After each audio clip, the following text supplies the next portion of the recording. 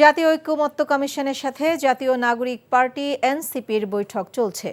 জাতীয় সংসদ ভবনের এলডি হলে জাতীয় ঐক্যমত্য কমিশনের কার্যালয়ে সকাল 10টার পরে এই বৈঠক শুরু হয়।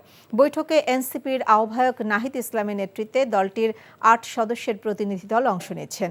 বৈঠকের বিরতিতে দলের সদস্য সচিব আখতার হোসাইন বলেন, তারা কোনোভাবেই নির্বাচনের বিপক্ষে নন, তবে নির্বাচনের আগে গণহত্যার বিচার ও সংস্কার হতে হবে বলেও জানান তিনি। আর বৈঠকে শুরুতে রাখা বক্তব্যে কমিশনের সহসভাপতি অধ্যাপক ডক্টর আলী রিয়াজ বলেন, ফ্যাসিবাদের বারবার ফিরে আসা ঠেকাতে রাষ্ট্রের গঠনমূলক সংস্কারের জন্য জাতীয় ঐক্যমত প্রয়োজন।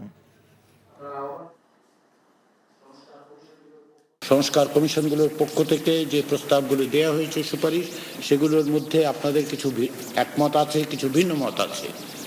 আমরা সেই একমতের জায়গাগুলোকে চিহ্নিত করতে পেরেছি, আমরা সেগুলো নিয়ে অগ্রসর হব।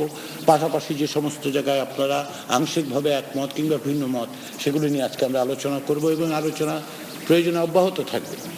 বিচার এবং সংস্কার তার দৃশ্যমানতা নিশ্চিত করার মধ্য দিয়েই নির্বাচনের দিকে অগ্রসর হওয়া প্রয়োজন।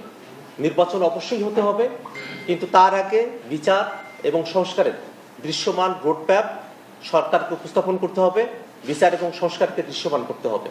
এবং এটার জন্য যেটুকু সময় প্রয়োজন অন্তর্বর্তীকালীন সরকার সে সময়টা অবশ্যই পেতে পারে। কোনোভাবেই অন্তর্বর্তীকালীন সরকার কাজ ব্যতিরেকে সময় পেতে পারে না। বান্ডেল থাকলে প্রতি সেনমানিতে টাকা বাঁচবে। বিকাশ সেনমানি বান্ডেল কিনে জিতুন প্রতি লেনদেনে।